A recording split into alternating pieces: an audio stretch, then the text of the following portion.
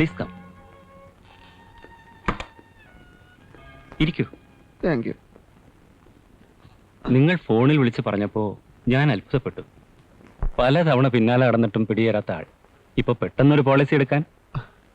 വളരെ അപകടമുള്ള ഒരു ജോലിയിലാണ് ഞാനിപ്പോ. സ്പെഷ്യൽ സ്ക്വാഡിൽ. വെടിവെപ്പ്, ബോംബേർ, മരണം മുന്നിൽ കാണുന്നു. ഇൻഷുറൻസ് പോളിസി എടുക്കുന്നവർക്ക് മെഡിക്കൽ ചെക്കപ്പ് കമ്പൽസറിയാണ്. നിങ്ങൾ എന്താ വേണ്ടെന്ന് പറഞ്ഞത്? വല്ല അസുഖവും? സർക്കാർ ജീവനക്കാർക്ക് 2 ലക്ഷം രൂപ വരെയുള്ള പോളിസിക്ക് മെഡിക്കൽ ചെക്കപ്പ് ആവശ്യമില്ലല്ലോ. ഇല്ല. അത് തന്നെ ഡബിൾ ആക്സിഡന്റ് ബെനിഫിറ്റ് സ്കീമിലാണെങ്കിൽ 4 ലക്ഷം കിട്ടില്ലേ? എല്ലാ നിയമങ്ങളും പഠിച്ചു വെച്ചിട്ടുണ്ടല്ലോ. ഒരു സംശയമുണ്ട്, അറിയാൻ വേണ്ടി ചോദിക്കുക. ഈ പോളിസി എടുത്ത് 3-4 മാസത്തിനകം പല രോഗവും വന്ന് ആൾ മരിച്ചാൽ ഈ കാശ് തരുമോ? അതൊരു മെഡിക്കൽ ബോർഡിന്റെ തീരുമാനത്തിന് വിടും. മരണപ്പെട്ട ആൾക്ക് പോളിസി എടുക്കുന്നതിന് മുൻപ് തന്നെ രോഗം ഉണ്ടായിരുന്നു കണ്ടെത്തിയാൽ കാശ് കിട്ടില്ല. അയാളുടെ പ്രീമിയം വരെ നഷ്ടപ്പെടും. പിന്നെ ഒരു ആക്സിഡന്റിലാണെങ്കിൽ പ്രശ്നമില്ല. എന്ന് വെച്ചാൽ? നിങ്ങളുടെ കാര്യം തന്നെ എടുക്കാം. ഒരു ഏറ്റുമുട്ടലിൽ വെടിയേറ്റോ ബോംബ് പൊട്ടിയോ മരിച്ചാൽ 2 ലക്ഷത്തിന് 4 ലക്ഷം കിട്ടും. എന്നാ ഞാൻ ഇന്ന് തന്നെ ചേരുന്നു. ഇപ്പൊ തന്നെ നിങ്ങൾ ആ ഫോമൊക്കെ ഒന്ന് ഫില്ലപ്പ് ചെയ്തോളൂ, ഞാൻ ഒപ്പിട്ടുതരാം. ഓ യെസ്. എനിക്ക് വല്ലതും സംഭവിച്ചാൽ മുഴുവൻ തുകയും എന്റെ മോന് കിട്ടണം, ബിജുമോന്.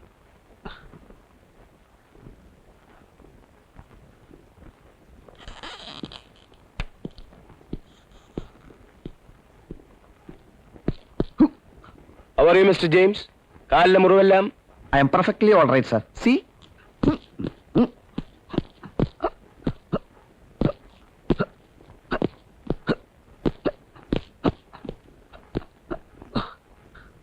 ഇപ്പൊ കാലിന് മുമ്പത്തേക്കാൾ ശക്തി തോന്നുന്നു, സാർ. വെടിവെട്ടുമ്പം തിരിഞ്ഞോടാനുള്ള ശക്തി. Shut your bloody mouth, mister. Mr. James. Excuse me, sir. I cannot stand this. All right. എന്താ ജെയിംസ് വന്നത്? സാർ, ഡ്യൂട്ടിയിൽ ജോയിൻ ചെയ്യാൻ. ലീവ് കണ്ടിന്യൂ ചെയ്യാൻ ഞാൻ ഉദ്ദേശിക്കുന്നില്ല. പെട്ടെന്ന് ഇങ്ങനെ തോന്നാൻ? പത്രത്തിൽ വായിച്ചു, സാർ. ഈ തീവ്രവാദികളുടെ അക്രമം. നമ്മുടെ വെപ്പൺസ് അവർ പിടിച്ചെടുത്തു. എസ്കോർട്ട് ചെയ്ത കോൺസ്റ്റബിളിനെ വെടിവെച്ചു. നാട്ടിൽ അട്ടിമറി നടത്തുന്നത് പുറമെ. ഇതൊക്കെ അറിഞ്ഞുകൊണ്ട് ഉത്തരവാദിത്ത ബോധമുള്ള ഒരു പോലീസ് ഓഫീസർക്ക് വീട്ടിൽ അടങ്ങിയിരിക്കാൻ ഒക്കുമോ, സാർ? കറക്റ്റ്. ഈ സിറ്റുവേഷനിൽ 24 മണിക്കൂറും നമ്മൾ വിജിലന്റായി വർക്ക് ചെയ്യേണ്ടിയിരിക്കുന്നു.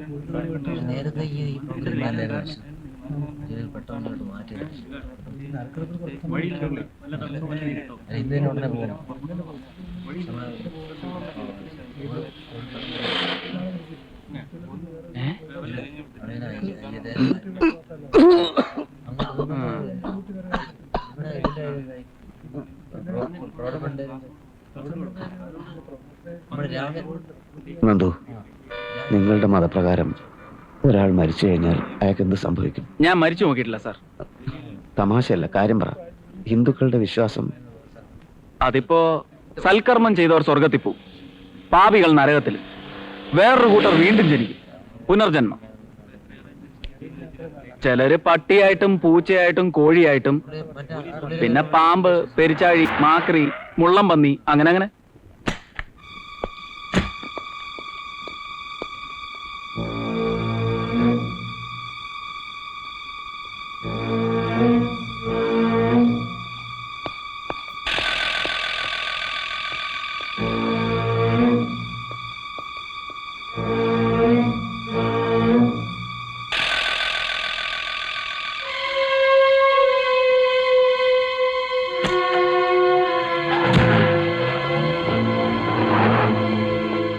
അയാൾ എന്താ വന്ന് ചോദിച്ചത്? മുഖ്യമന്ത്രിയുടെ പ്രോഗ്രാം എത്ര സമയം കാണുമെന്ന്. ഫോട്ടോസ് എടുക്കാൻ അത്രേ.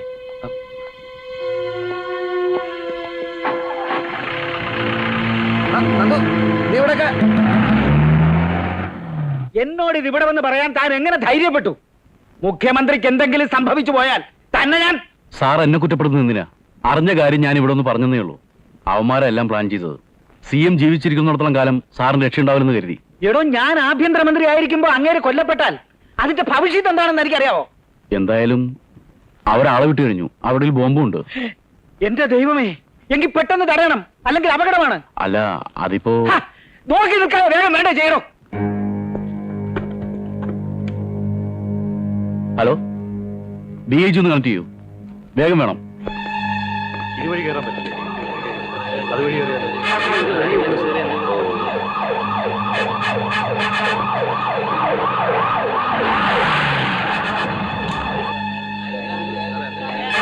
എവിടെയാണവൻ? ഗ്രോസറി ഷോപ്പിനകത്ത് കയറിയിരിക്കുകയാണ് സർ. സർ, സ്ത്രീകളും കുട്ടികളും അടക്കം 5-8 പേരെ അവൻ പിടിച്ചു വെച്ചിട്ടുണ്ടെന്നാണ് തോന്നുന്നു. My god. And he's having a very powerful time bomb with him. അവന്റെ ഡിമാൻഡ്സ് ഒന്നും അംഗീകരിക്കാതെ ആരെങ്കിലും അകത്ത് കിടക്കാൻ ശ്രമിച്ചാൽ എല്ലാം ചുട്ടി ചാമ്പലാക്കുമെന്നാണ് അവന്റെ ഭീഷണി. ഒരു ഏറ്റുമുട്ടലിൽ വെടിയേറ്റോ ബോംബ് പൊട്ടിയോ മരിച്ചാൽ 2 ലക്ഷത്തിന് 4 ലക്ഷം കിട്ടും. CM-നെ ആയിരുന്നു അവൻ ഉന്നം വെച്ചത്? ആയിരിക്കണം സർ. ഞങ്ങളെ കണ്ട ഉടൻ അവൻ ഓടാൻ ശ്രമിച്ചു.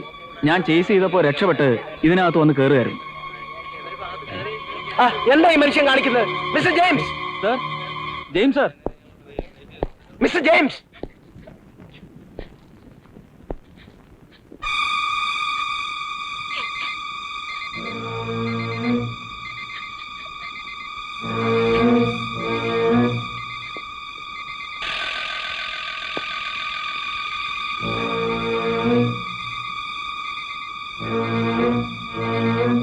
എന്തു വേണം?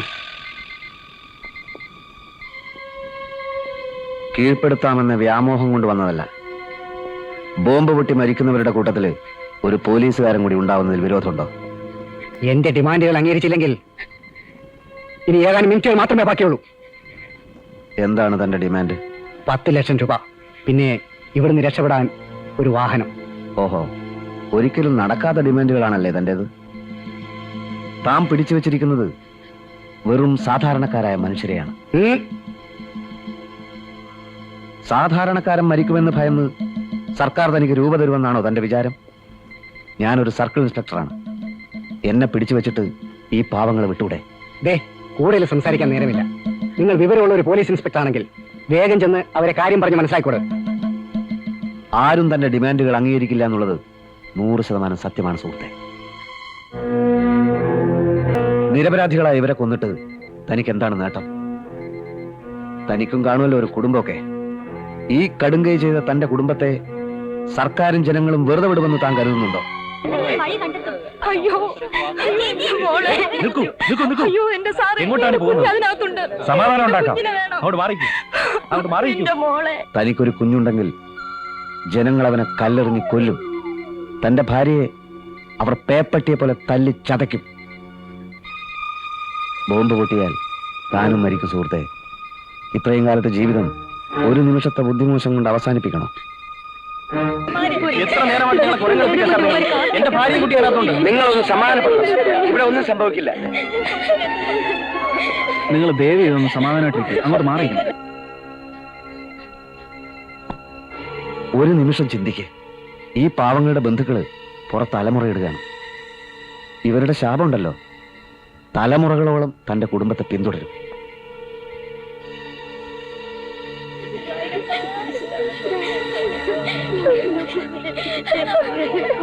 മരിക്കാനൊരു അവസരം തേടി വന്നതാണ് ഞാൻ.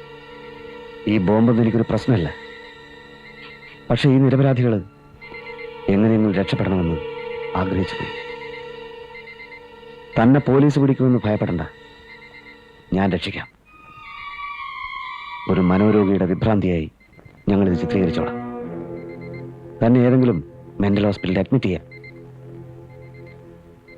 Sir,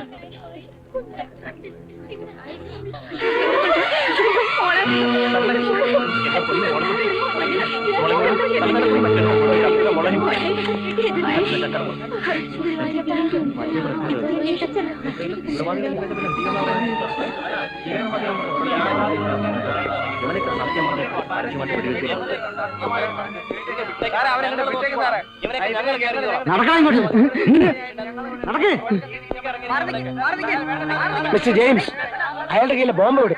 bomb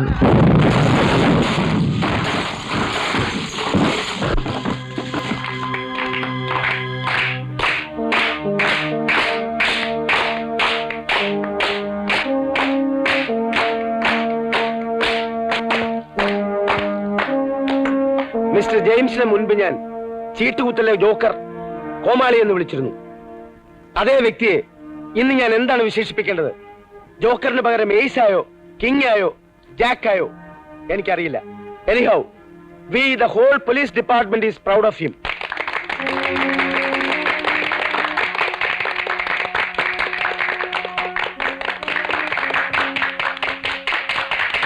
And I wholeheartedly congratulate him. Thank you sir.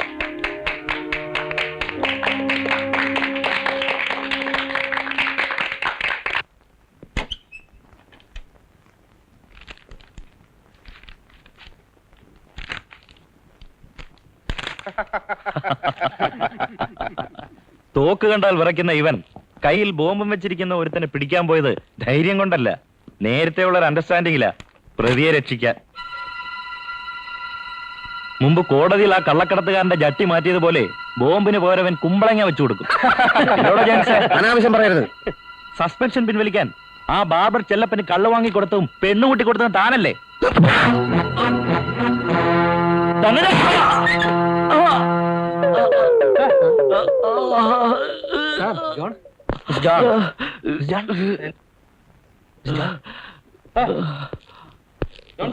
Nandu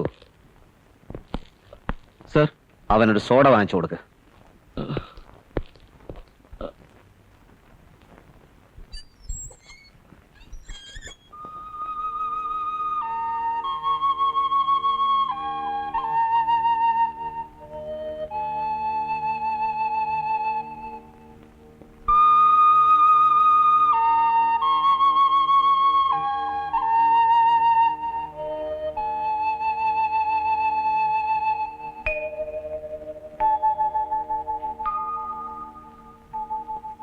ദൈവനിശ്ചയം മറികടക്കാൻ മനുഷ്യന് കഴിയില്ലെന്ന് എനിക്ക് മനസ്സിലായി. ജീവിതം ക്ഷണികമാണാനി. എല്ലാവർക്കും അവരവരുടെ വിശ്വാസങ്ങളാണ് വലുത്. നിന്റെ വിശ്വാസം നിന്നെ രക്ഷിക്കും എന്ന് ക്രിസ്തു തന്നെ പറഞ്ഞിട്ടുണ്ടല്ലോ. നിന്റെ വിശ്വാസം അനുസരിച്ച് നിനക്ക് ജീവിക്കാം. മരുന്നും ചികിത്സയും ഫലിക്കാത്ത രോഗങ്ങളുണ്ട്. ചിലപ്പോ പ്രാർത്ഥനയും ദൈവസ്തുതിയും കൊണ്ട് സമാധാനം കിട്ടിയേക്കാം. നമ്മുടെ മോനോട് നമ്മൾ ഇത്രയും ക്രൂരത കാണിക്കാൻ പാടില്ല. പൊറുക്കാൻ വയ്യാത്ത തെറ്റുകളല്ല ഞാൻ ചെയ്തിട്ടുള്ളത് എന്ന് ആനിക്ക് തോന്നുമെങ്കിൽ ആനി എന്നോടൊപ്പം വരണം. ആനിയുടെ സാമീപ്യവും സ്നേഹവും ഇല്ലാതെ ഇനിയും എനിക്ക് ജീവിക്കാൻ വയ്യ.